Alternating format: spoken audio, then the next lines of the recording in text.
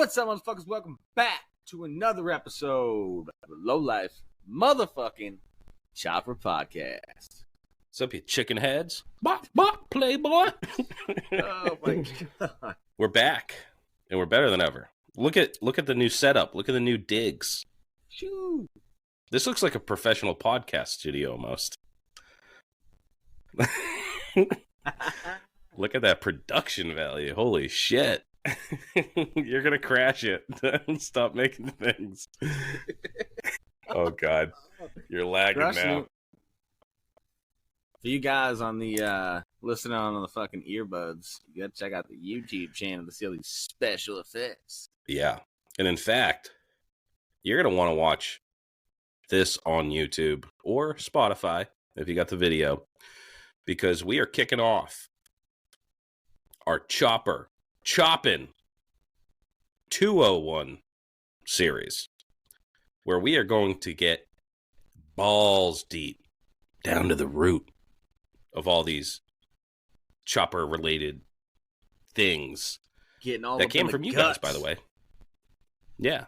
I sent a poll out a long time ago after we did our Choppin 101 series, and got some really great suggestions from our listeners, and kind of assembled a suite of different content that we're going to put out. So this is going to be really image heavy.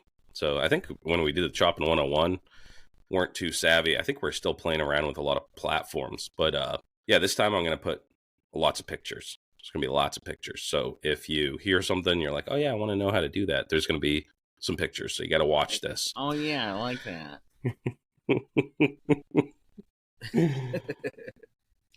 So before we get into Choppin 201, that doesn't really roll off the tongue like 101. No.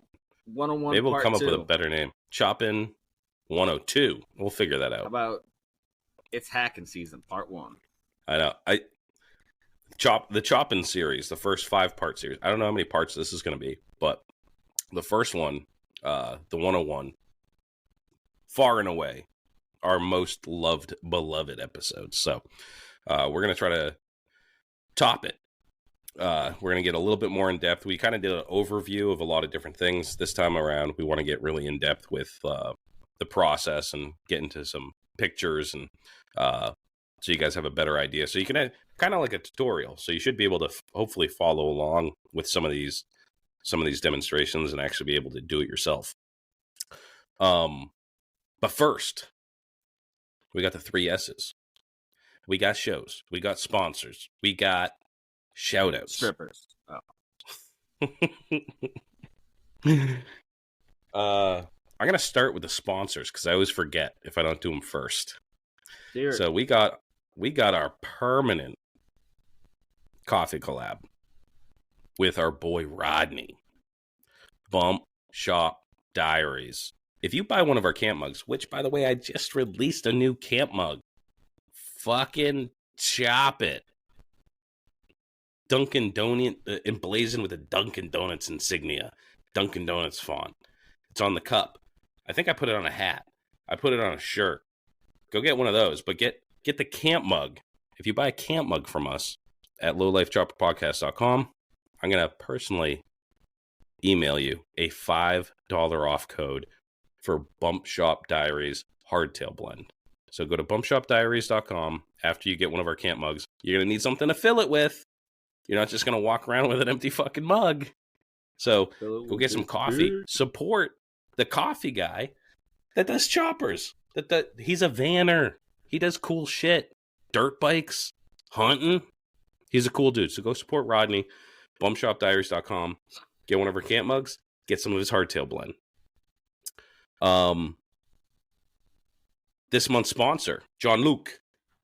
The sweet baby Jesus in the white pants coming down from on high to bless you lowlifes with the hot sauce, the sweet heat. We're going to be giving away 2 of these bad Larrys right fucking now. We're going to pull 2 names.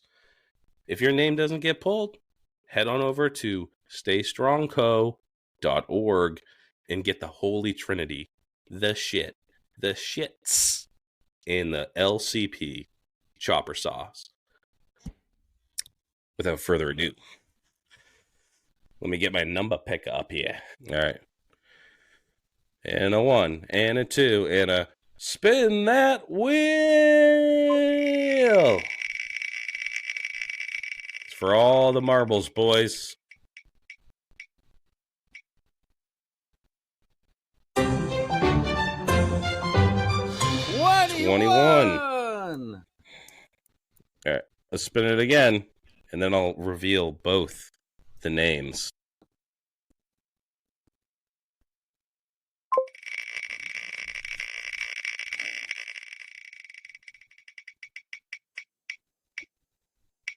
Bro, dude, this is so fucking nuts. I already know who this is.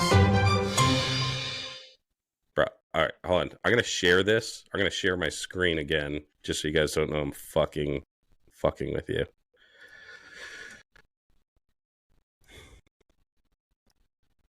Who's that? Bro. Number 39. Fish Tank Whiskey. That was not... That is... way. Dude, I'm not fucking joking. It is. Guys, you're seeing it here. I spun the fucking wheel.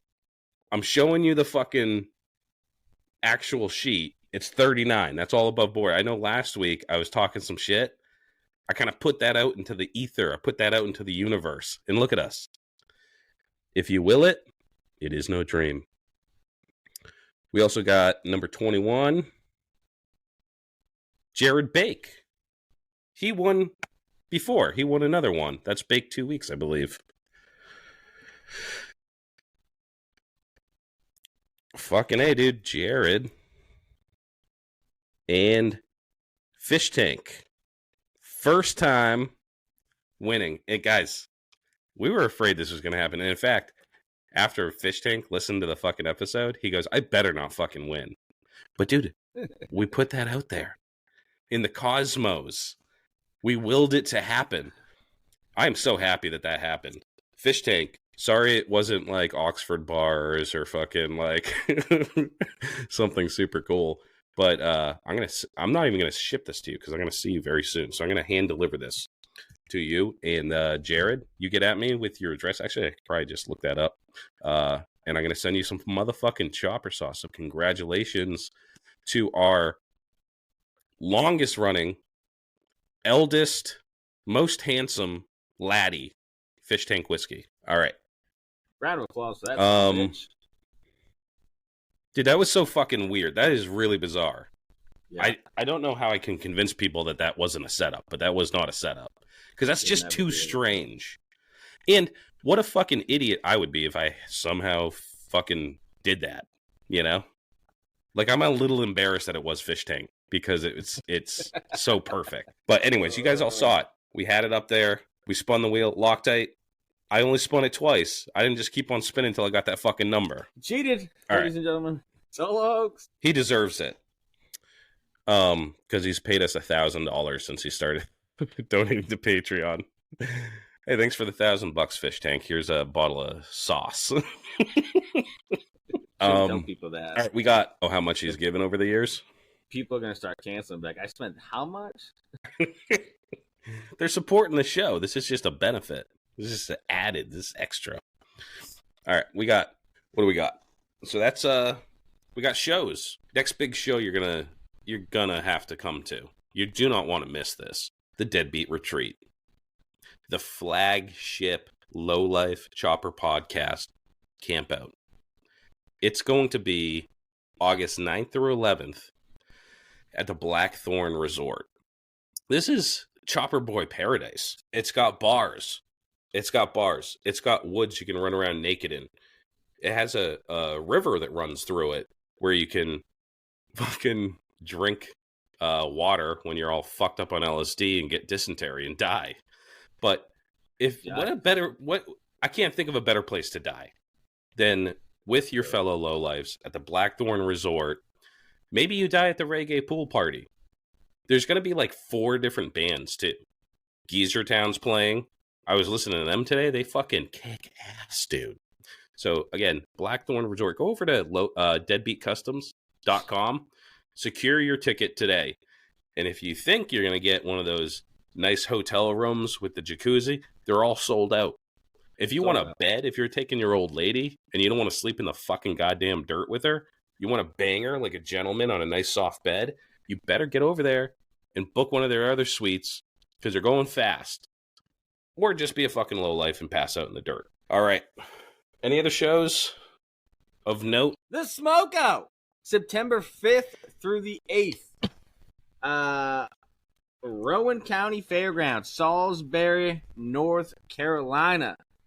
There's live music, wet t-shirt contest, bike shows, mini bike racing, Tankful bike art display where No Luck Paintworks is painting a beautiful fucking gas tank for it. World's Strongest Biker, burnout contest, vendors, great food, and tons of camping. This is the official chopper party. Make sure you save the motherfucking date and go support those motherfucking Southern chopper people. It's always a good time when the northern guys go down south and party. I promise. Do Civil War reenactments on our choppers. It's the North versus the South in every biker game. That would be cool. We should do that. Yeah, that's what I was telling fucking Turd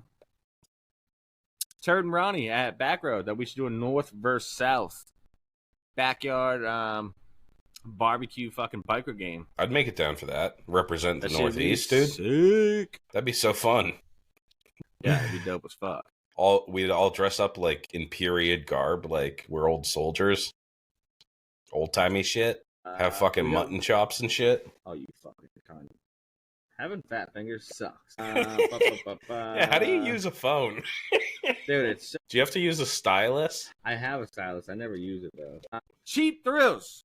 Saturday, October 12th.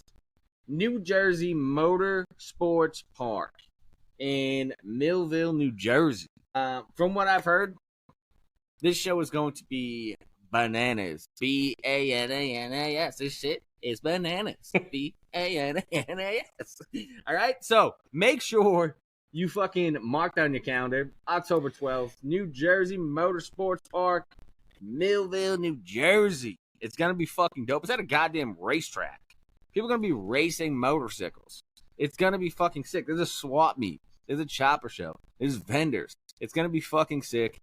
These guys never fail to put on the most amazing fucking show. Cheap Thrills is always a blast. So make sure you save the date, and maybe I'll see you there. Yeah. Yeah, that show was not on my radar. Like, I knew it was happening again, but I was like, I don't know if I'm going to make the trip down there. But I just checked out Big Truth podcast. He had Walter on from Kickstart Cycles, and it sounds like a fucking blast. They're doing like vintage bagger racing. Yeah, fucking so sick. I think they're going to be racing like as the show is going on. Like, you're going to be walking around, there's going to be motorcycles. Like, it's going to be fucking dope. Yeah, it's pretty dope. Big fan of that. In New Jersey was pretty nice. Yeah, I was pleasantly surprised last time I went there. So I might have to go check it out again. I wouldn't say that. It's a cool place, though. Well, the beach was nice. Actually, I don't think I stepped on the sand. I was on the boardwalk. The pizza was good. The pizza was good. It was good pizza. Oh, shit. Anywho, I think I put a bias a slice up. I think I put up a bias a slice. Are you sitting on a casting couch? What the fuck? I'm sitting on a couch. I never see you sitting on a couch. Is that where you sit every week? No, dude, this is the new setup. I'm backlit. Yeah. I was going to say, I've never seen this before. I got a whole new setup, dude. Look at that. Bang. Dang, bro. Yeah, I got the fucking legit. I'm trying to get legit here, dude. I got like multiple cameras set up. I'd like to do some in-person interviews if we can get some fucking people to come up here. Big fancy. Yeah, dude. We're taking this shit seriously. This can turn into a casting couch. What do you think about that? Look at my blur background. Yeah, see, I took my blur off. I want you guys to see all this foam paneling I put up. You can't see it, but right here, boobies. Boobies right there.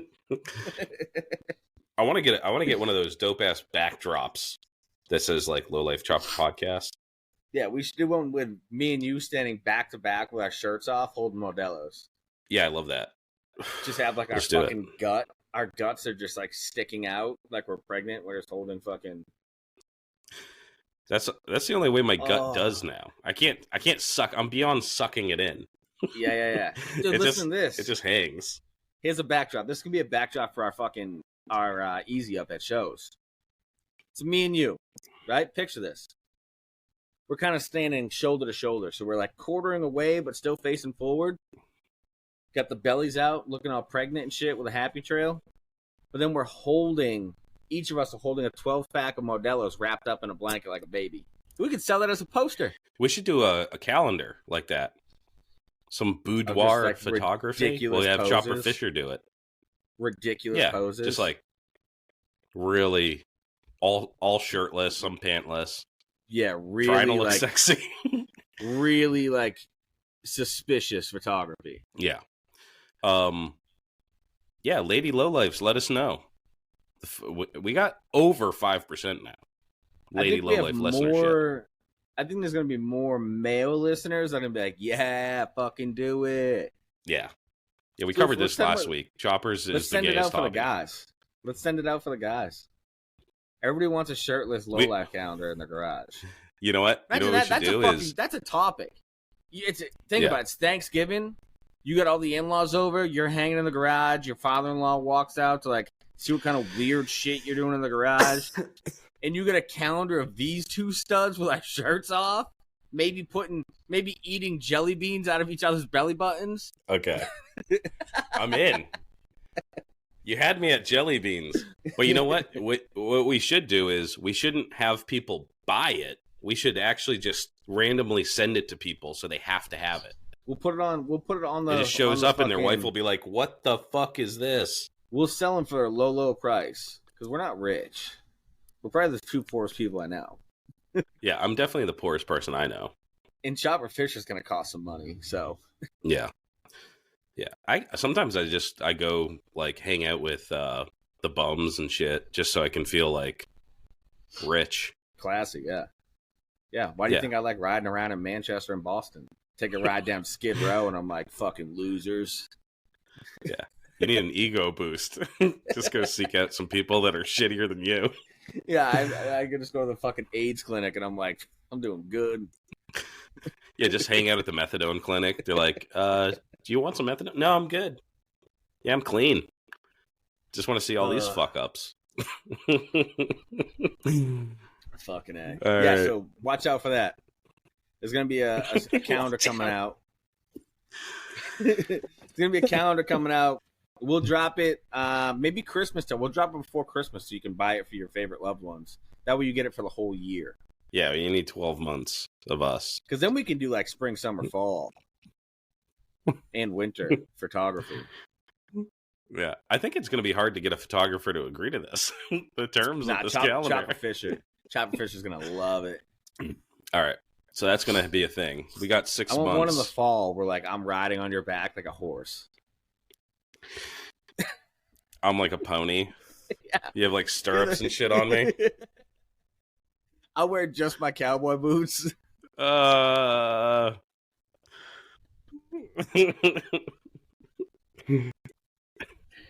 Dude, what the fuck? Chopper Fisher, when you hear this, hit us up. We got some ideas. we need your creative input though. We want it to be smutty but also kind of classy. What we should do, here's what we should do. We should do a 2. We'll shoot 2 calendars. We'll do one that's like legit. We'll get like pictures of us like riding and like at shows and et cetera, and then we'll make a funny one. And then when you buy one, you get both. Oh, that's a good idea. Yeah. Because then you can have the cool one at work and then the weird one in your garage. And then every Friday on the calendar, it'll just say, it's Friday, motherfuckers. Yeah, actually, on the calendar, instead of having like Sunday through Saturday, every day is Friday. Yeah.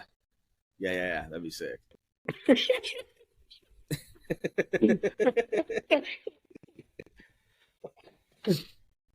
I love this. This calendar sounds like a good idea. Yeah, it's just totally worthless because it's just every day is Friday. You can't plan anything out. You can't use it. There's just cool pictures, and that's it. And they're not even cool pictures. And it's like every day it just says it's Friday, motherfucker. Just fucking like 31 times every month. Yeah. That's fucking awesome. All right, we got. Oh, do you have any shout outs? Shout out Jerry from 812 Inc., the motherfucking homie from way back. Keeping it 100 all the motherfucking time. Never changing up. I appreciate you, dog. For all you guys listening, he is raffling a Sportster. There's only like 8 spots left. Go fucking fill that bitch up.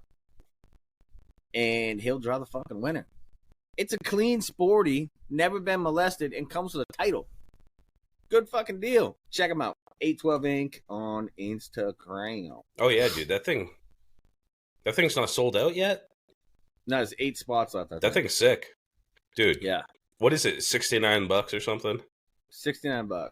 Yeah. Jerry knows how to do it. $69. It's always $69. Yeah.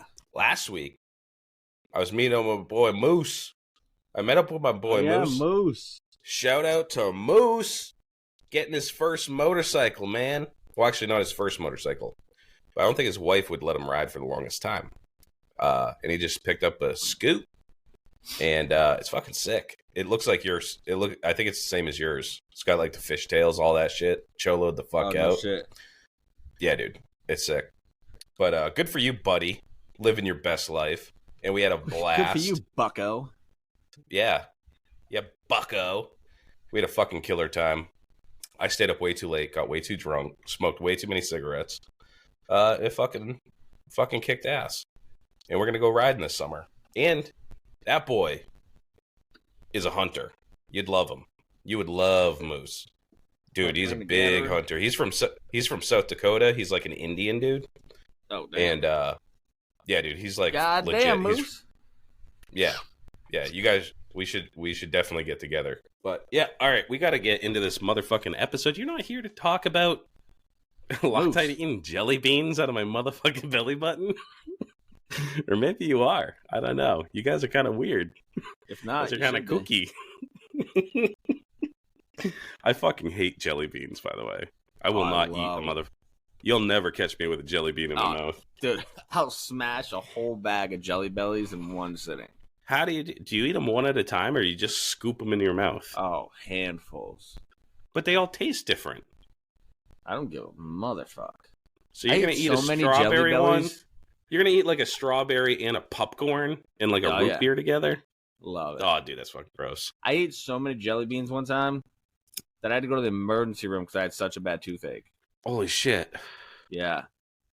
I smashed like 3 bags in like a day and a half. Oh, yeah, you were feeding that goat fucking jelly beans. Was that goat's name?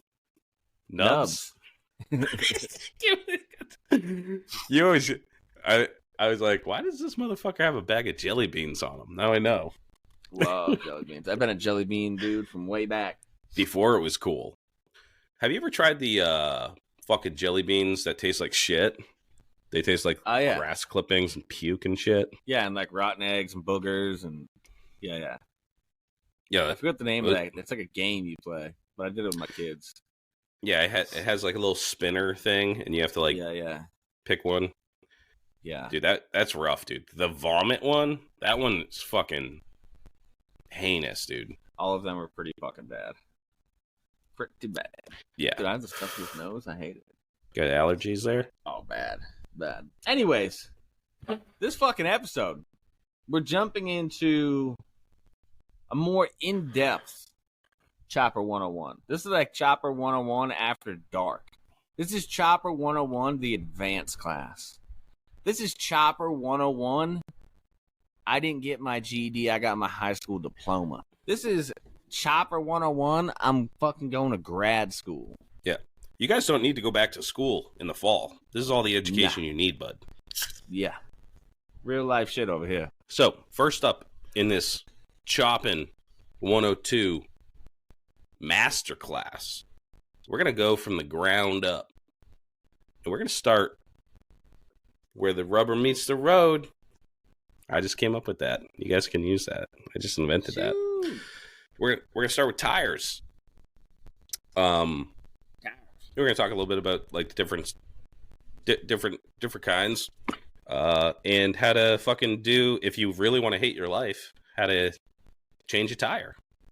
So yeah, first off, you start with the rim. Okay? Rim, a lot of dudes, they'll go to a swap meet and they'll get a shitty old rim. The sought after rims are like, the ones like Star Hub and shit like that.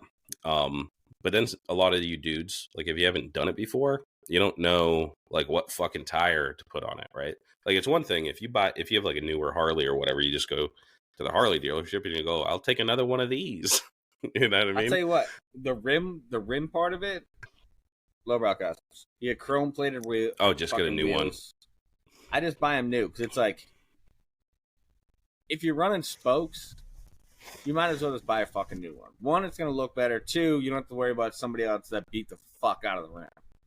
And they're not that much. I've never bought lowbrow customs. I've never bought a new one. I buy new ones every time I do a build. They look really nice. They're kind of expensive. They look brand new, yeah. Because of all this inflation shit, and you're going to see that. I'm going to try to pull up prices as we talk to shit, just so you have like an idea. But for a 21-inch spool wheel, just for no front brake, the way God intended, you're looking at $269 at lowbrow. I know that did go up. Yeah, stings a little bit. Like, fuck shit. Lowbrow, especially if you need two of them. Affirm everything. Affirm your life away. It's like $19 a fucking month to get brand new rims on your fucking bike. It's a good deal. Yeah, if you do Affirm, I don't know why my voice just cracked like I'm hitting second puberty, but if you're getting two rims, let's say if you do the Affirm shit, does that like snowball? Like if you have a payment for one purchase and then you go back and you purchase something else, do you just have one Affirm bill? Or is it like two different things? I've never used Affirm. I think it just like keeps going. Okay. And then for a real wheel, depending where you get it, you can go anywhere from like 150 to 260. Yeah. I mean, that can be pretty costly because you're going to spend another over $200 on tires too. Yeah. So, and you need at least two minimum. So speaking of tires, the Avon safety mileage, which is what you see almost everybody running on the rear. There's two pluses to this tire. Is one, it looks cool. It has like that vintage look, like that zigzag fucking tread pattern. The thing I like about it is it has that thick sidewall. So I've talked about this before. When you have that thick sidewall, you can run the PSI a little bit lower, and that gives you a little bit of bounce on your rigid frame. So it makes it so it's not. It gives you a little bit of suspension all in one with the tire. In those, I haven't bought one in a while. I'm looking at the price right now. What do you think it is? 200? $239. Okay. Damn, dude. It looks like if you shop around, you can get a little bit cheaper, it looks like. Depending on sizes, too. And then for the Avon Speedmaster, which is what you see everybody else running in the front usually, it just has like the lines ripping through it. Again, it looks like a vintage tire. On Amazon, it's the only one that pops up. Is $137, so that's really not that bad. Yeah, I mean, here's the thing: is like how much you want to spend, because if you're gonna get you should definitely get brand new tires. Yeah. If you're gonna do brand new rims and tires, dude, that's $500 back and front, right? Yeah. 260 and 240, and then it all depends though on that's $1,000. It depends on what kind of tire you want to run though. You know what I mean? Do you want that vintage fucking look?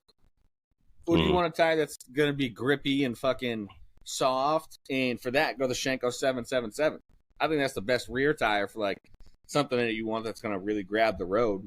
Those ones go for $150 for a rear. Yeah. I mean, yeah, as far as for spokes, cleaning spokes, really, really difficult. You can get, I mean, if you get a rim that's straight, you can re-spoke it. And if the rim is usually not like the shittiest part, but you can re-spoke it, and spokes are cheap, relatively speaking, rather than getting the whole rim, so you can go that route too. But if you have like mag wheels or solid wheels, those clean up real nice. You get those vapor hone, dude, and they look brand new. So if you already have mags or solid, I would say just send it to a vapor honer. Get it fucking looking brand new. So Shenko jumped on board and started making those vintage looking tires. You can get the 21-inch Shenko vintage style front tire, $119. I haven't heard good things about the Shankos, but I haven't ran one myself. So here's the thing: is I first time ever bought a Shenko front tire for this shovel build. It actually looks cool, but I just noticed the sidewall. I noticed like last week the sidewall has a defect in it, and the rubber is all like fucking wavy. It's not like broken belt wavy, but like the rubber itself looks like it got like scrunched. So now I can't run that fucking tire. It was a waste of money. I mean, I guess I could. Oh, that fucking sucks. But with it being on a sidewall and on the front, I'm just not going to. Yeah, you don't want to fuck with that, dude. Yeah. Brand new tire. It's literally never been on the road. It got put on this rim and has been sitting on the lift. It's never fucking been on the road ever. That's so fucked up. So, yeah, super fucking aggravating on that. That's fucking lame, dude. I mean, yeah, so as far as tires go, you touched on it. I mean, there's two different types. There's like a modern tire and a vintage tire. And the modern tire has a shorter profile. Vintage tires have a taller profile. And but the other huge difference though is the sidewalls are different. But on a modern tire, you have more tire like rubber to road than you do with the vintage tire. Yes. Yeah. So yeah, like if you look at like what Harley mostly does, I mean, they're Dunlop. You know, like if you have a Sportster, you're gonna have like the D402 or whatever in the rear, and the grooves are not very deep because a tire is just like a very simple water pump, right? Like the pressure of the tire pushing down forces water into those little treads and ejects it away from the tire, so the rubber maintains contact with the road. And if you have knobby tires or like a vintage tread pattern, those, like especially with knobby tires, think like dirt bike tires or those Baja tires, you have less contact with the road because there's deeper grooves and wider grooves. So it's not going to handle as well in wet conditions, but dry conditions, I think it's kind of negligible. Yeah. But where knobby tires really come in is like dirt, you know. Like I like knobby tires because I live on a dirt road, and even the paved roads around me are covered like with a light dusting of dirt, you know, so it gets a little bit slick. But yeah, I mean, most people go with a vintage looking tire for a vintage looking chopper. So I mean, a couple things to. I'm running this shovel build, like the modern, like fucking Dunlop style. You are okay. That's what I did on my last shovel build too, and I don't know, I just like it on the shovel. The shovel's a bigger motor, so you can get away with like a not wide. I mean, I guess wider tire, but like a fuller tire. It doesn't look as weird as it does with a Sportster or something. Yeah, I guess that's true. Yeah. You can mix and match too, because I think I did a vintage tire on my shovel head. I did the Bajas front and back, and they actually have like both profiles. They have like, I think it's a Baja 90 and a Baja 100. And the front tire has a higher profile because I wanted like a bigger looking front tire, you know, because it physically is higher up, so it makes the tire look bigger. And then in the back, just so I had a lower profile just so I could get like the fender over the tire with like very little clearance, you know, because I have a flat fender, so it doesn't like really wrap around. But yeah, you know, from my experience, it's like the thickness of the tire matters a lot when it comes to handling more than anything else that I can think of. I had a bunch of bikes, but like I've had, was it like the Nightster? They have, I think it's like a 16 front and rear, and they're super wide tires. And having a fat front tire fucking sucks for handling. But it performs better, I think, like just in a straight line, like on a highway or something. Because the bigger bikes, they have those larger front tires.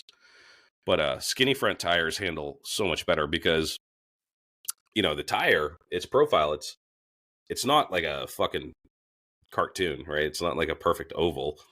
There's actually like a lip, you know what I mean? It's kind of more like a rectangle, right? So like skinnier tires, when you're going to be hitting that lip and being able to corner, better than like a big fat tire. It's not gonna like really dig in and corner. But the modern tires, I'd say like those Dunlops, they're fucking really good tires. Yeah. They don't Well, that's look as cool, but they handle the really the great big in like difference. more conditions. Yeah, yeah. The big difference is on like when you run the Avon in the rear, that tire just comes up like this, like it has straight sidewalls, and then it's capped at the top. You know what I Mm-hmm. mean? So it just comes up and then curves right over. On the newer tires, the sidewall comes up like this, so it like curves out and gives you a more like turning radius. That's why you can bring the bike way further down with these kind of tires. Mm-hmm. Again, it puts way more fucking rubber on the road. It'll handle more fucking torque with these tires. And not saying that the shovel's going to be a fast motorcycle. It's not. I'm not doing anything for fucking motor. But I just like having those tires on the shovels for some reason. Mm-hmm. Yeah, and the other thing about tires is, and I was going to ask you about this because I always get it mixed up. Tube versus tubeless. Yeah. Now, if you have spokes, you absolutely need a tube because They make tubeless spokes now. they do. Yeah. I wouldn't Almost even all trust of them are that shit, tubeless dude. now. Yeah, a lot Really? of them are tubeless now. Yeah, like the ones at Lowbrow and TC Bros. They have like, and when they say tubeless, it's literally like it looks like fucking silicone is on the inside of the rim, and it just covers all of where your spoke holes are. Oh I yeah, still run a okay. fucking tube every goddamn time, but online it says tubeless rim. I highly recommend to run the tube. Yeah, dude. I mean, how long before that silicone run wears out or something? Like it just seems Yeah, like I don't know. I wouldn't fuck with it. yeah, I'd because you can't go. I mean, why not have a tube? yeah. Like it Put a sucks to tube in tubeless install. tires. Fuck it. It sucks. It sucks to put a tube in if you're doing it yourself. But if you're having someone else do it, then fuck it. Tubes are super cheap. They're super Very cheap, cheap. They're like and fucking if you're not $14. doing the change yourself, then you don't have to worry about fucking that tube up. Have a professional do it and throw a tube in there. But yeah, I mean, with the spoked rims, you're also gonna have like that what is it, that rubber strip that goes around that like kind of covers all those holes. Yeah, yeah. And then you're gonna put a tube in. Now installation. So let's say you have a tire and you need to change it. This is probably my least favorite thing I've ever done on a bike is to change a tire manually, like with tire spoons. Yeah, it's not Holy ideal. fucking shit, dude. Well, you know, first thing you're gonna have to get is a set of tire spoons, and there's a bunch of different kinds. The one I use is from Motion Pro, and it's pretty good and for the price, So like the thing is you can get something super cheap, but you're gonna be really putting a lot of effort into breaking that bead, right? So like all your tires are gonna have a bead.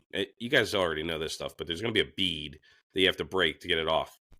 Here's the part that sucks the most. You're typically working on your chopper in the dead of winter, and you're trying to break a bead on a piece of rubber in a garage that's like 30 degrees.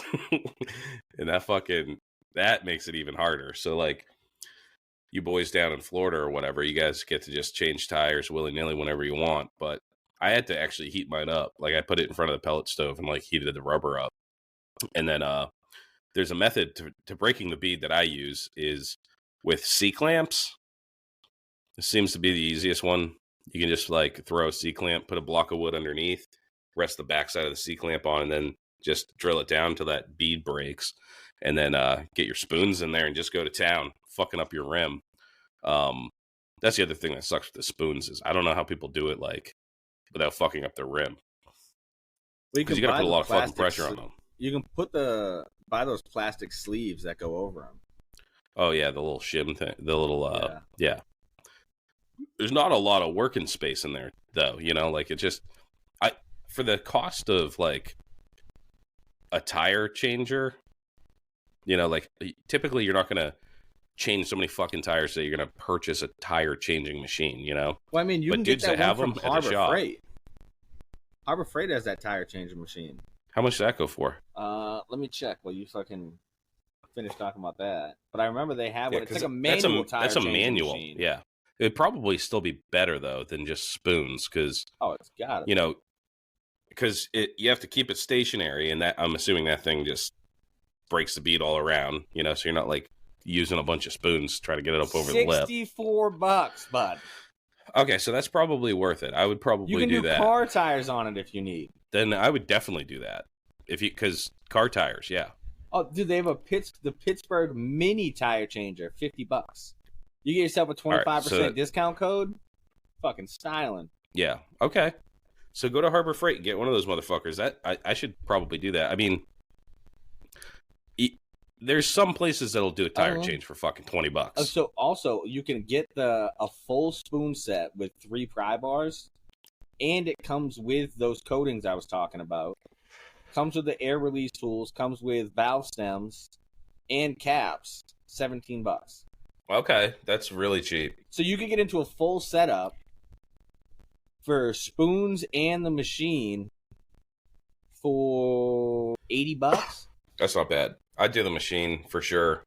Or you can just buy a nationwide 430 economy tire changer, run off air for $1,300. But you can just do that. Yeah, you should just do that then. That'll probably be easier. Yeah. You know how many fucking tires you need to change to make that worth it? I guess if you're in it for the long haul. 1,300. Like 10 tires. Actually, you know what? When I was doing my tire change on the shovel head in wintertime, I probably would have paid someone $1,300 to do it for me because it's that fucking frustrating.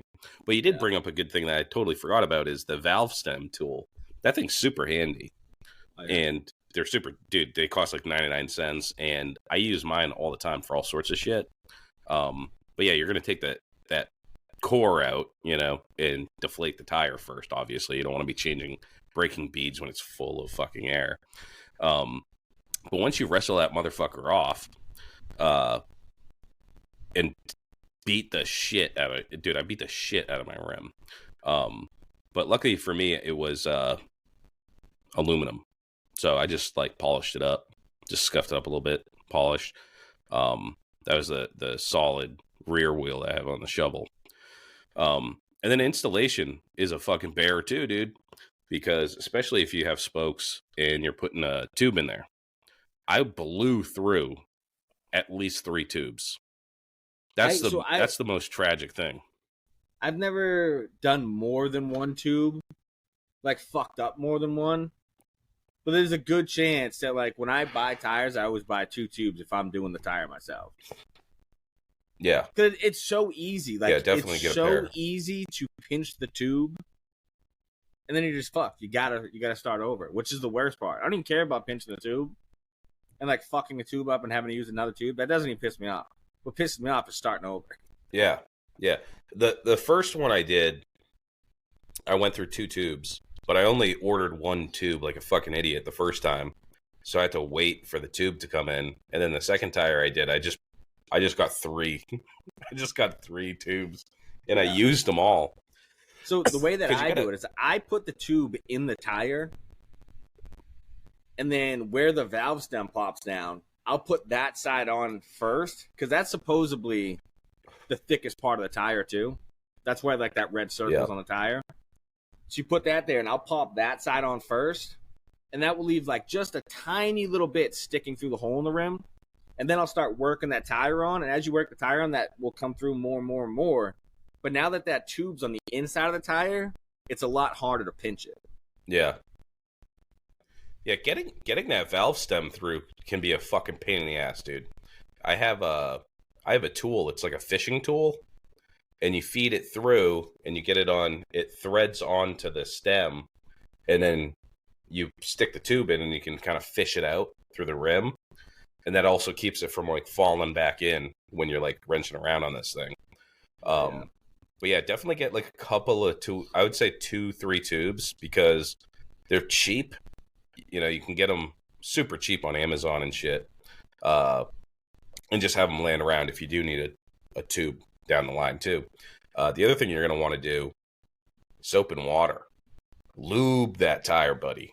When you're putting that thing on, if you go in dry, bro, no spit, no lube. I've seen people rip tires. Yeah. Yeah. Dude, I've gotten fucking close, dude. Like, wrenching that thing on there with the spoons, I'm like, this thing looks like it's going to fucking rip. Like, you're putting a lot of fucking pressure on it. I don't know. Maybe I've only done a couple of tires, and I was like, fuck this. And I just bring them to Tire Warehouse now. But if you're going to do it, I mean, if you're one of those dudes that brings spoons with you in your fucking tool bag on the side of the road, God bless you, dude. I don't know. I mean, how people do it. I've also done it with... Probably it's a technique. I've done it with zip ties before, too, though. I tried that. It didn't have much success. Actually, I did one with grease with zip ties, too. I've done the zip tie thing a couple of times. So basically, the principle behind the zip ties is you're squeezing both sides of the tire into the rim, and then when you take the zip ties off, both beads will kind of set, right? Yeah. And you did that with a tube in there, too? So you put the tube in there and the zip tie around the whole fucking thing? Yeah. Yeah, dude, I tried that shit. I couldn't get it, you know? Again, it's like, depends on what kind of tire you have. Those Bates tires are thick, dude. Lots of rubber on those with the knobs and shit. And in the cold, it makes it like really hard, you know? But my suggestion is, if I can send it out, get someone to mount it for you. Like, there's places that'll do it for $20. That's the other thing, too, is like when you pick your tire, when you run like the Avons and shit like that, they have a softer wall. And with that softer wall, oh yeah, true, it makes it harder to set the fucking the tire, to get it to seat. Yeah, because they're just so floppy. It's a pain in the fucking dick. When you have a little bit more of a stout sidewall, it's harder to put the tire on, but it's easier to seat the bead. Yeah, true. All right. Anything else about tires? I don't think so. I think that's a pretty good crash course on. Pretty much, you just got to figure out what you're trying to do, and then go with the tire that fits you best. Or if you're just like, fuck it, I don't care what I'm trying to do or what kind of riding I do. I think this tire looks the best. Do that. Yeah, just get the tire that you like. Yeah, at least now you have a little bit of info on it. Yeah. And you know what? Actually, like, shopping for tires is fucking overwhelming, because there is, and we're, I'll just flash this up here, but like, finding the right tire is pretty easy once you understand how to decode the stuff that's on the side. So if you're taking a tire off, and a lot of the times it's like stamped into the rim what the maximum, you know, size is and things like that for a tire.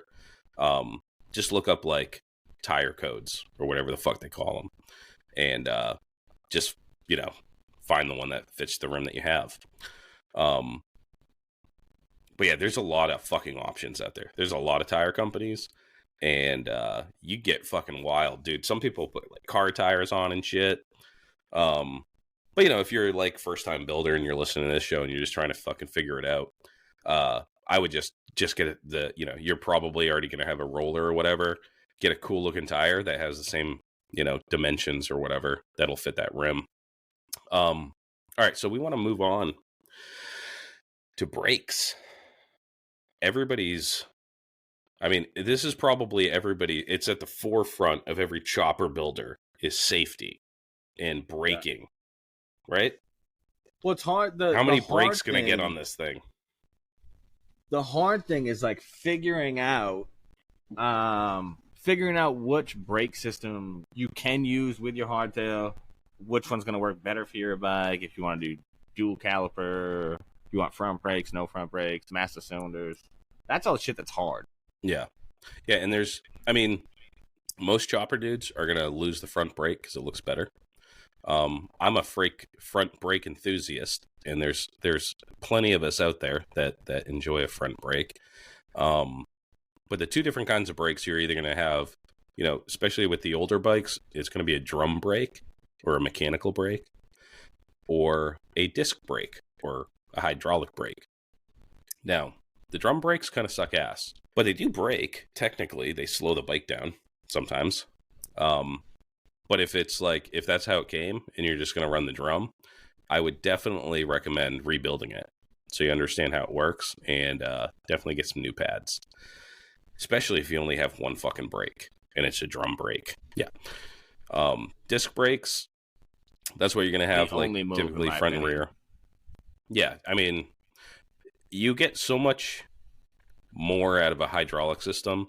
Like, that's why, like, a mechanical drum can only,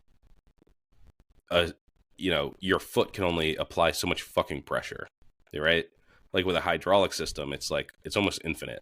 It's just, it's so much more efficient of a system.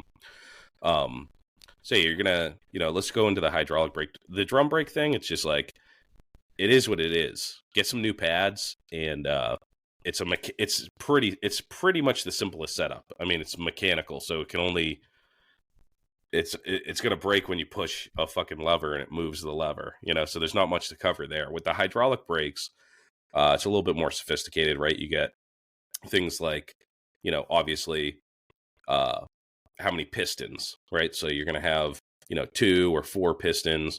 The more pistons, the more surface area on the rotor that it's going to cover, more friction, and it's going to be more effective, right? So all the upgraded brakes, right? Any caliper that you get that's upgraded, like if you get a PM or what's the other fucking big one? They're typically like 4-piston brake, 4 pistons. They're pretty big, but they have a lot of stopping power. I also highly recommend, if you're tearing your whole bike down, rebuild the caliper. It's pretty easy to rebuild a caliper. And especially if you only have one brake and it's the rear brake, rebuild that caliper. Pop those pistons out, like, this fucking thing's been on the road collecting brake dust is like the shittiest shit to get off your fucking out. It gets everywhere. It's dust, so it gets like into every little crevice. It hardens. It's super hard to like even scrub off. So break that bitch apart. They're pretty simple. I mean, you can take it apart. You have to take it off anyway, so it's already off the fucking bike. Go ahead and clean it up. They sell kits, rebuild kits. Super simple to put in. There's really not a lot to them. So break that bitch apart, clean it out. I think the rebuild kits too come with pistons. I think mine came with some, new pistons, new seals. Super easy. Really short money too. Those rebuild kits are not a lot of money. So rebuild that fucking bitch. And then the second half, right, of the hydraulic system, and Dan's going to love this. He's a big hydraulic guy. Is the master cylinder, right? So you're going to have, on a rear brake, the master cylinder is down, by your foot. And when you press on the brake pedal, it's going to push in a plunger, right? And it's going to apply pressure to the hydraulic fluid, and it's going to, it has nowhere to go except to press those pistons in. And there's different bores. So, there's like 5/8, 9/16, 11/16. The bigger the bore size is a decrease in pedal effort and an increase in pedal travel, right? So on a bike, I mean, and the reason I bring it up is, on a bike, you're like, oh, well, I'll just get the biggest bore that I can. But it's like, you actually don't want to apply pressure to your brake and have the fucking thing lock up, right? Because on these older bikes, they don't have like ABS. So you kind of want them, I don't know, maybe it's a personal preference. I want mine a little spongy. I don't want that fucking wheel to lock up, because sometimes you're in traffic and you have to pound on that brake, and you don't necessarily want it to stop moving completely. So bore size, like on Sportsters, like newer early aughts, that period of Sportsters, they're probably, I think they're like 9/16 bore on the master cylinder. And then there's, the other thing is typically there's different bore sizes at the master and at the caliper too, right? from my experience, I don't think like, I mean, it does make a difference, right? Because you're compressing the fluid, and if you don't have the same bore size, if they're not matched, then it's not going to be an equal effect type of thing. But yeah, just as far as master cylinders go, they really get up there in price for aftermarket stuff. So if you are using, I would say like most people typically will reuse the master cylinder that they already have on the rear. And if you are running a front brake, there's not a lot of options for mini master cylinders up on the handlebars. And the ones that look the best are fucking expensive. Stupid. They're like $400, $375. They look awesome though. Like when you see them in person, you're like, fucking shit, dude, they're tiny. I don't think like having a small cylinder, master cylinder on your rear brake, nobody really cares. So they don't really make those that small. They're just kind of like, it is what it is. And they're actually kind of cheap too. Those ones are actually pretty cheap on the rear. But if you are going to run a master cylinder on your front, it's like the most economic thing is just to like change out the lever and fucking run the one that came with the bike.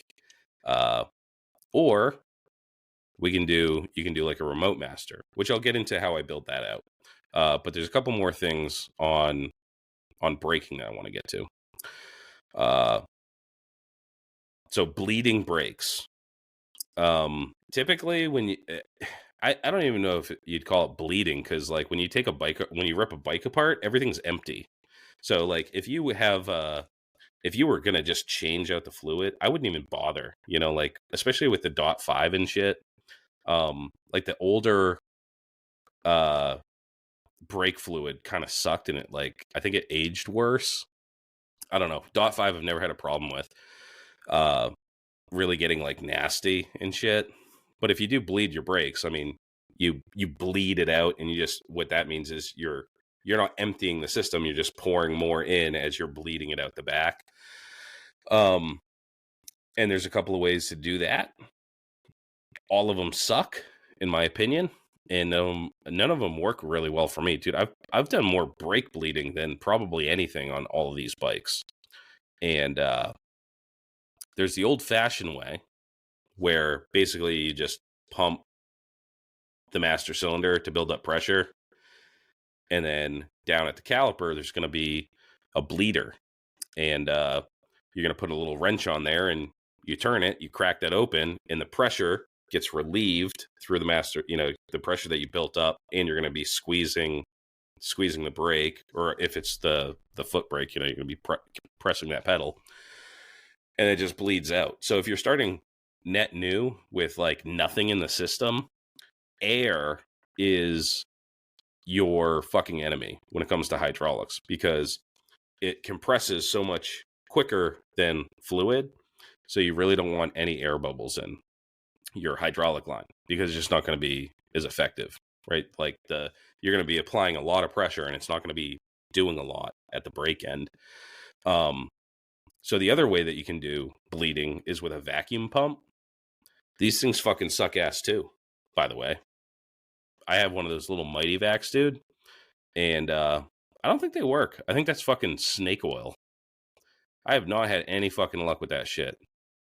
The old-fashioned way works better than a fucking vacuum pump. And then the third way that I know of is a reverse bleed, where you actually go and bleed it into the caliper. You use like a syringe. So you're not fighting gravity. You're not like forcing the shit down. You're like pushing shit up, right? So you're like basically filling it at the bottom, and then it gets up through the lines and it pops out through the master cylinder. I've had mixed results with that. Sometimes I get brake fluid in my eyeball because I fucking squeeze it on the little plunger and the thing, squirts in my face. And sometimes it works like a charm. Which method do you use? So I always try the conventional way, because obviously it's the easiest way. It's much easier if you got a second person. Because if you're doing a rear brake, it's opposite sides. So usually I'll have like my kid come out, He just pumps the fuck out of the brake. I'll crack the bleeder, let it squirt out, I tighten it, and then have him pump it, etc. If that doesn't work and I just can't get the fucking air out, can't get a good pedal, I reverse bleed. And the way I do that, I just take like a small fucking rubber hose. I'll crack the bleeder, slide the hose right over the bleeder, stick my syringe into the top of the fucking hose, and then I'll squeeze all that down, pull the syringe out, fill that back up, plop it back in, squeeze it down. I'll just keep doing that until I start filling up that bowl. And then once I fill up that bowl, you'll see all the air bubbles coming out while you're doing it and that shit. And then once I stop seeing air bubbles and it's just like straight fluid coming into the bowl, I'll lock that bleeder, fill it up, and then I'll bleed it one more time the traditional way. Yeah. The traditional way works fine when it's a full system, but it just takes fucking forever when you start with just empty tubes and shit, you know? Yeah. So yeah, the way that it works too, so like most Harleys, you're gonna have banjo bolts, right? So they're pretty cool. It's a bolt. They're either 10 millimeter or like 3/8, I think. I think there's another size too. And basically you screw that onto your hydraulic line. The bolt goes through and it has a little hole in it, right? So it goes through, it's nice and tight, and then it allows fluid to get in there. The other thing about bleeding, which I've also had mixed results on, is bleeder valves. So a bleeder valve, basically, it has a check valve inside of it. So where you bleed, you're on your caliper, you replace it with this bleeder valve, and it has a little ball in it. And what it does is when the liquid's pushing it up, it's able to get out of the valve. But then when you close it, the ball, it's a check valve. It just doesn't let any air back in. And that's one of the most frustrating things, like when you're bleeding the fucking thing and you're getting air in your line through that bleeder, you know? Now, another little hot tip too is the wrench that you use. I found it very difficult to find a 6-point closed wrench for the bleeder valve. Typically they have like the 12 points, and that just like fucking, like after you bleed for a long time, you're going back and forth, the whatever they make those fucking bleeder valves out of, aluminum or whatever the fuck it is, it just like that thing that you're turning on, like that nut portion of it, just rounds right the fuck off. Just get brake line so, wrenches. I haven't tried that. You get brake line wrenches at any auto part store, and it's essentially a closed-ended. It's like a box wrench for like the circle end, and it just has a. It goes like 90% of the way around. Yeah. That's a good tip. Yeah, I didn't think about that. Those are fit perfect for bleeders and fucking brake lines and unions and all that shit. Yeah, I got mine at a swap meet. You know, some girl had a bunch of tools out, like old vintage tools, and I went through the fucking wrench bucket and I found this thing. And then I haggled with her, and she wouldn't budge, dude. She wanted like $5 for the thing, and I'm like, $2. You know, she's like, $5. And then, dude, we went back and forth until it was like awkward, and I was like, all right, here's $5. But I use that thing all the fucking time. So you can get a set of brake line wrenches at Harbor Freight for $16.99. Okay. Yeah. And if anybody has a suggestion on where to get the 6-point closed, like definitely let me know, because I'd like to have more than one. It's a small wrench too. That's the other thing. It's nice and small, so it doesn't get in the fucking way. But yeah, bleeding brakes. I usually bleed them until I get bored, and then I'm just like, oh fuck it, I'll finish bleeding them later, and then I just never do. And my brakes are spongy as fuck. I've never been able to get like really like a decent like, or maybe I don't know, maybe it's just I get bored of it. It's such a tedious task, especially when you're doing it yourself and you're just like, you know, for fucking like 45 minutes and it's still not like done. So fuck that shit. But some brake line components, that you can use that I've personally used. I typically use Goodridge. They come, you can buy banjo bolts with different, straights, 45s, 90s, and then they just thread on, and it's like kind of like interference. So it, the bottom of the banjo bolt is like curved, and then the line is curved as well. And once you cinch it in, it's watertight or hydraulic fluid tight. And those are just super simple. You can make your own brake lines. They sell kits, so that you can get like the exact length that you need. But I found like Goodridge, you can typically get pretty damn close. They have a lot of stuff, and they're pretty cheap too. And they come in like, you can do chrome or you can do black. So yeah, that's been my experience with brakes. You need them to work mostly, in my opinion. I've been fine. Obviously it would be better if they work better, but it just makes you a little bit more cautious when you're speeding around, because you're like, these fucking brakes don't work. And I've definitely locked them up, and I travel a good distance. But you guys, the number one question that I've gotten since I started the show was, how the fuck do you make a remote master cylinder? And this is one of those things that I really wanted to do on the shovel build, because like most of you, or some of you out there, it's one of the first things you come across digging into the forums trying to find your way. You're trying to figure out how to make your bike cool, and you're like, that would be cool, because I'm a pussy and I want a front brake. But I don't want a huge master cylinder on my bike on the handlebar. And I'm also too fucking broke to be dropping $400 on a Craft Tech or whatever. So, I'll give you the rundown of how I did it. And there's lots of room for improvement here. But this works, and it actually works better than my rear brake. My front brake definitely works better than my rear brake. So what I did was, first thing you're going to want is you need to have a master cylinder that can be mounted remotely, that can be cable actuated. So what you do is you're going to buy a clutch cable, right? If you're doing, unless you're doing jockey shift, right? Let's say you have a clutch cable, super cheap. I think I got mine at Deadbeat Customs. I think they're like $40 a piece or something like that. And they're aluminum clutch perches. Very simple, super clean.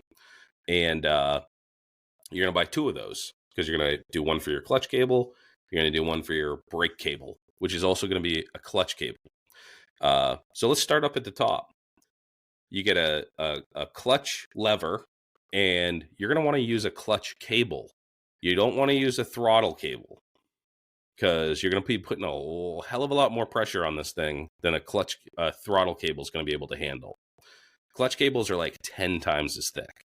So the way I did it was, I took a clutch cable that I had lying around, and I snipped the end off to get it to the length that I needed it. So real quick, how I did that was, I don't have a bird caging tool. I don't have like a soldering, I forget what they call them, like a soldering tin or whatever it is, to like make my own ferrules or whatever the end of the fucking cable's called. So what I did was, I bought some on Amazon for like 10 cents, and they're the little copper ones, and I slid it onto the end.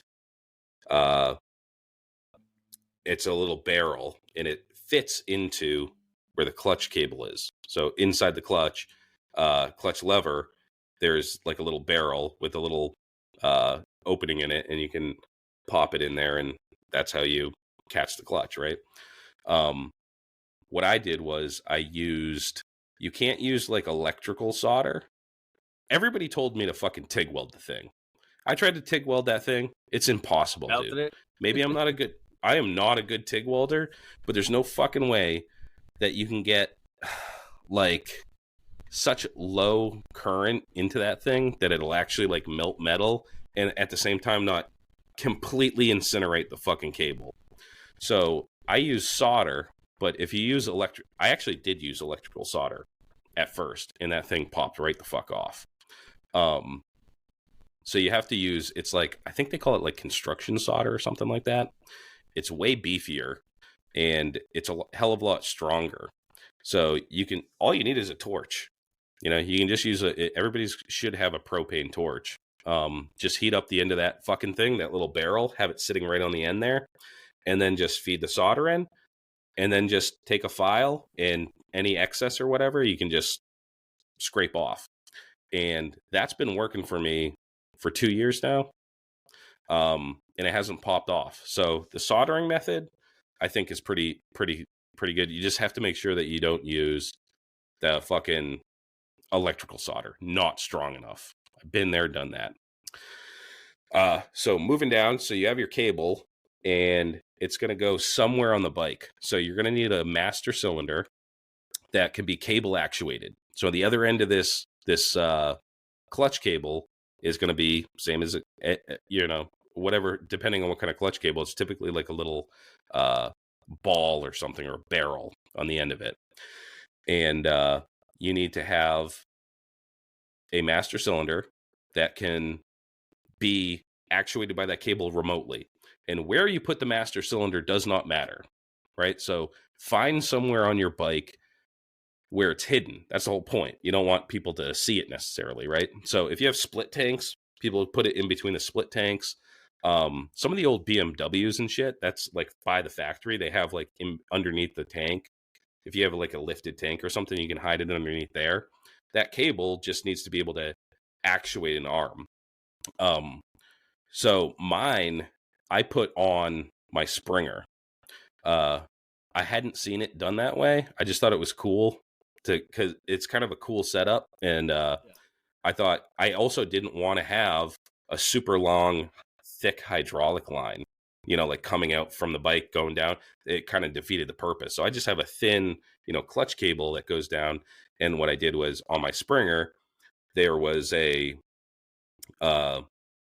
bung that was welded in before it was chromed that for the fender, if you wanted to have a fender. I don't have a fender. So I'll tell you what I used for a master cylinder. There's a billion of them out there on eBay, and they're super cheap. I think I got mine for $9. I got mine was off a Kawasaki Ninja. ZX14R. I don't even know what the fuck that means. It just looked like the right one. Four-wheelers also use that same thing. And most of the four-wheeler ones are Brembro. Oh, that's a really hot tip. I get one of those motherfuckers. But I'm going to throw a picture up of what it looks like here. Yeah. Yeah, they're used on a ton of Japanese stuff. They're all over the place. And like I said, on eBay, dude, you get these things for nothing. Like $9 shipped to your door. I would definitely rebuild them when I get them, unless it's like in pretty good shape. But that's just me. So now you have this caliper, and you need to have it actuate, right? These calipers, typically the ones that, like the one I used, it has two mounting bolts. So one of them went into that first bung, and then what I did was I welded a second bung onto the chrome stainless steel bung, so it wouldn't rust and look like shit, and also TIG welded with what is it? Whatever the fucking 301L or whatever the fuck you use for stainless.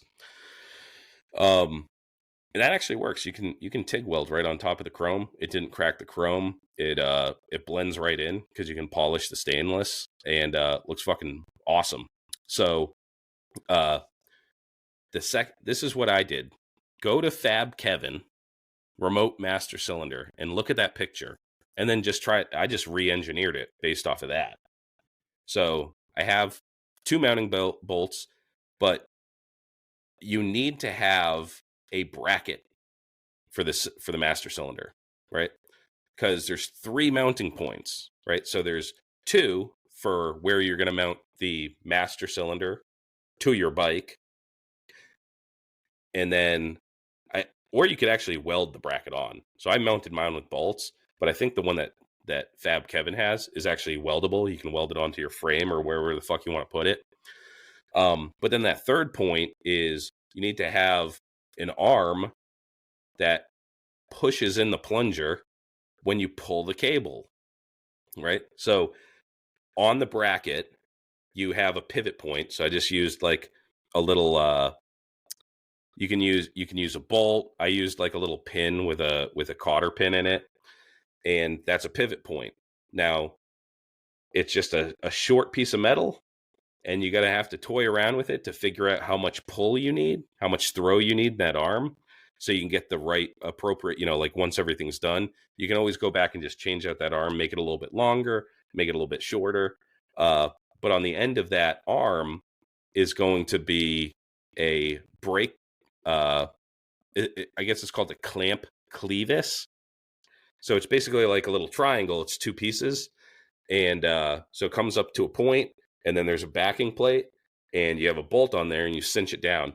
So your clutch cable goes into that clevis. You cinch it up. Now it's connected to the arm. So when you pull the brake, that arm pulls that plunger into your master cylinder. So I'm going to throw up some pictures here of what it looks like. I'll throw up Fab Kevin's, but if you get it, just go get, and like I said, you're not going to be out a ton of money, dude. This is really cheap shit. Everybody has a clutch cable laying around that they can fuck with and cut up, Everybody has scrap metal that you can make a little bracket with. Everybody has fucking bolts and shit lying around. You should definitely try it out. If you want to do it, you're going to find that it's a little bit of trial and error, but it's definitely doable, and it's definitely usable. Like I said, it brakes better than my rear brake, this cable actuated remote master cylinder, and it looks super clean because you just have both sides. I just have clutch cables going down, so it's like uniform, and then it goes to this remote master cylinder. And the way that these things work, you can, if you're a machinist, you can make like all sorts of cool like actual masters where you're holding the fluid. I just used like a piece of tubing basically with a bolt in it, and I filled that up with fluid. It's like this long. So you basically, when you squeeze that, it's going to be compressing the fluid in that line that goes to your caliper. So you need a little bit. You don't need a lot. You just need a little bit of extra fluid. So that's going to drop when you pull that, and it's going to force it down.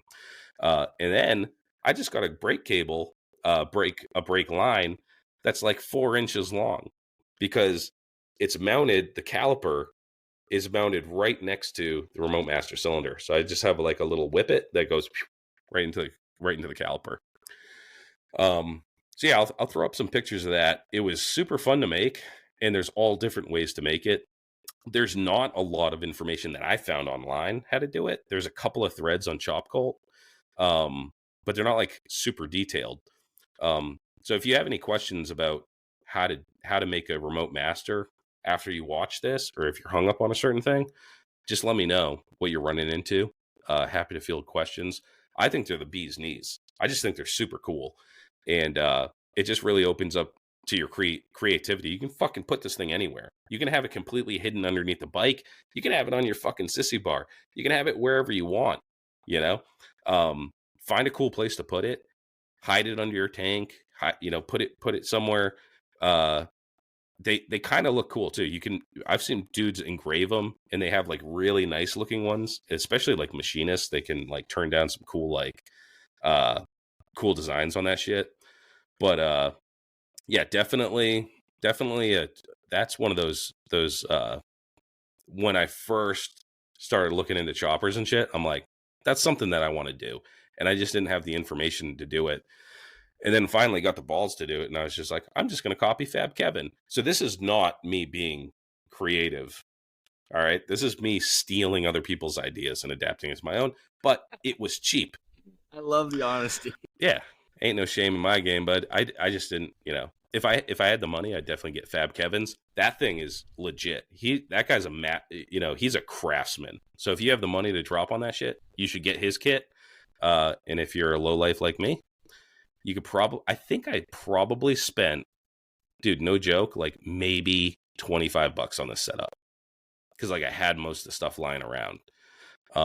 Yeah, I think the most expensive part was like the stainless bung that I put on the Springer, because those shits ain't cheap. I spent more on that one bung than I did on the fucking Kawasaki. I think it was an 06 to 011 Kawasaki Ninja.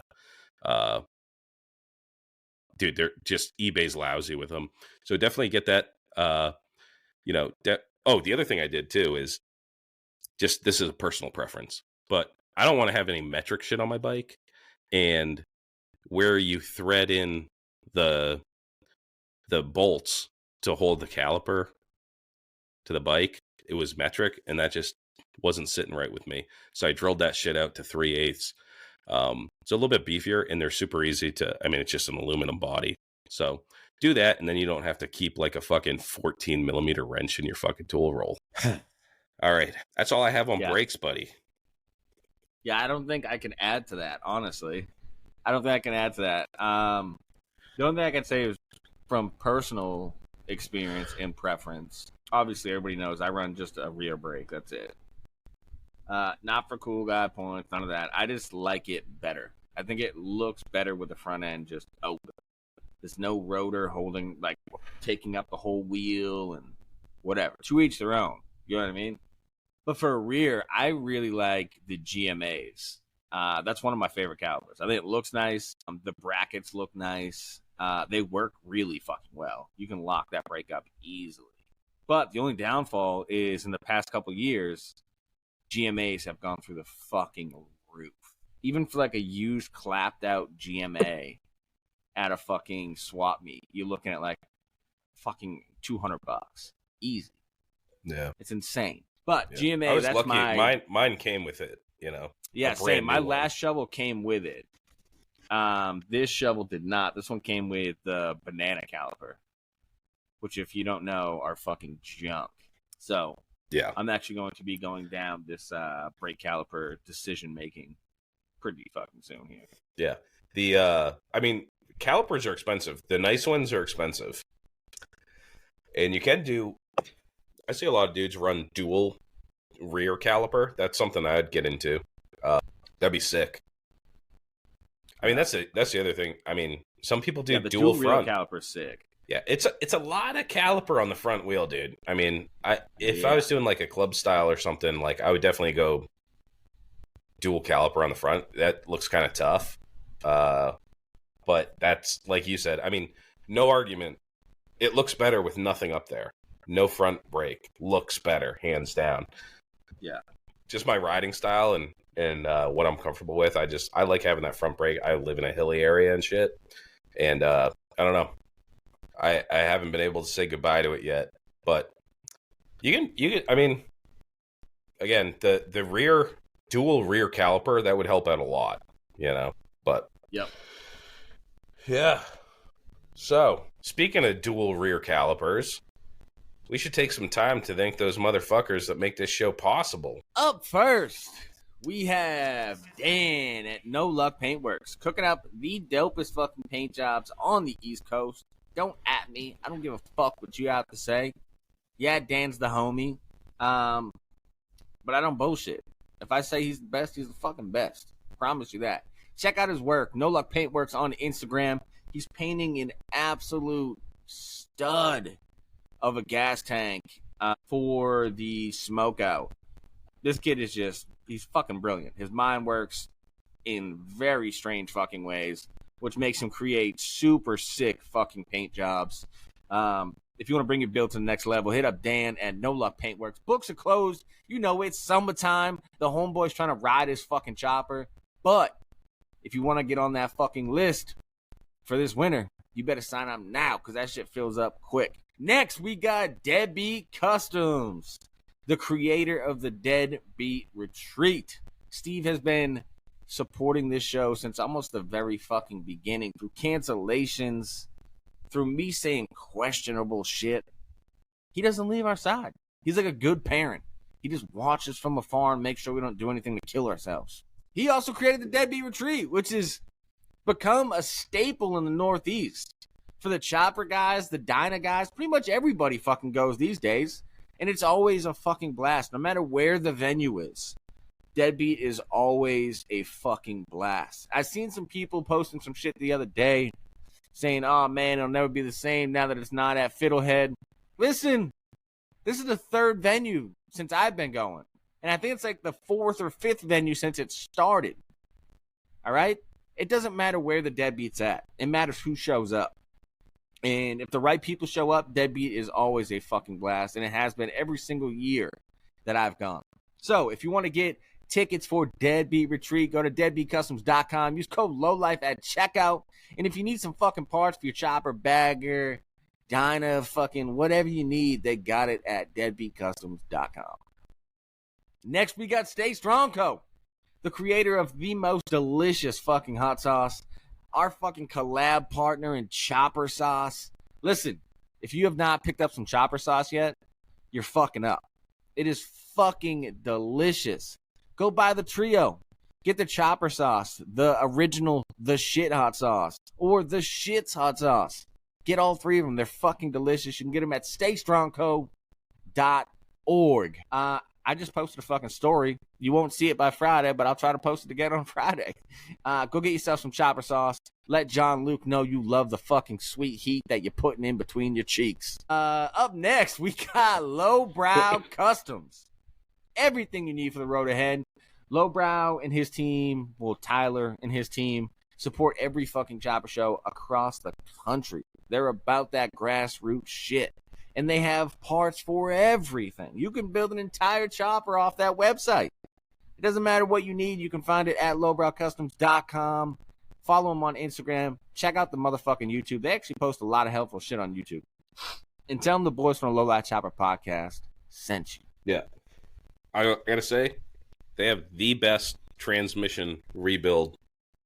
It's the only video you'll ever need. If you have a ratchet top and you're rebuilding it, Frank Kessler crushes it, dude. It's like a 3-hour video. It's fucking amazing. Up next, we got Gaucho. We Motor Co.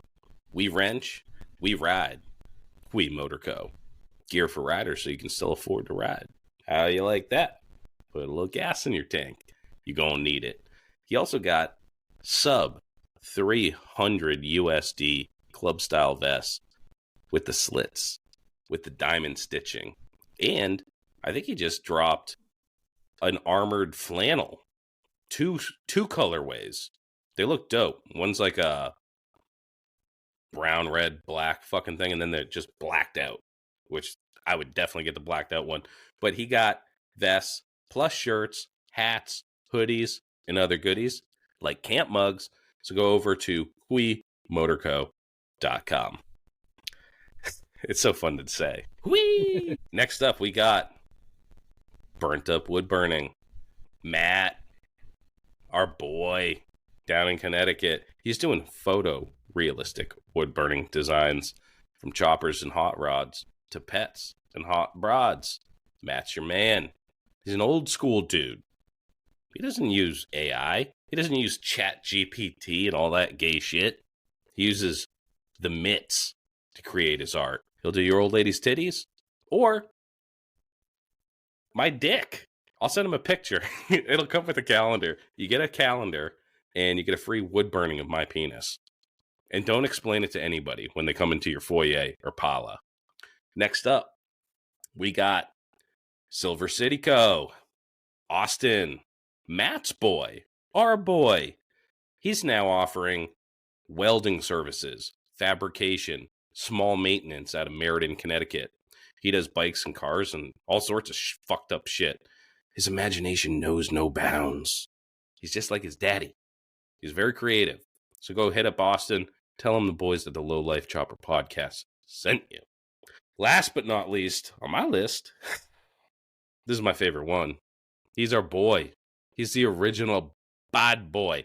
He got me talking in a Jamaican accent, man. Bumba clap! Yeah, it just makes you want to go, Bumba clap! You've been in Babylon too long, man. He's the original bad boy. Gangsta. fucking Chris from Oxford Co. Choppers. From handlebars and hardtails, hard parts for hard men. And again, the best, hands down, the best hardtail deal I've seen in my entire life. And I've been around the block, sweetheart. Okay? $900 installed, all expertly TIG welded and installed in-house from USA-made steel, cast axle plates. He also does frame restoration. So when you get drunk and you fucking hit a telephone pole, don't scrap your bike. Bring it to Chris. He'll fix that fucking shit up. And he does extensive frame modification. I saw he had one chopped. Basically 2/3 of the fucking thing was gone and he rebuilt it. So go check out Oxford Co. Choppers, the original bad boy. Last but not least, we got my boy, Loctite's motherfucking chop shop. Convenient located in Epic, New Hampshire, the motherfucking town of the three governors in the center of the motherfucking universe. For all you pinstripe beats, make sure you hit me up, Loctite's Chop Shop. I can do garage signs or pinstripe entire bikes. I'll see you when I see you. The three governors thing gets me every fucking week. Hey, listen, guys. We appreciate you tuning the fucking... Oh, last but not least, this show. That was pretty fucking close.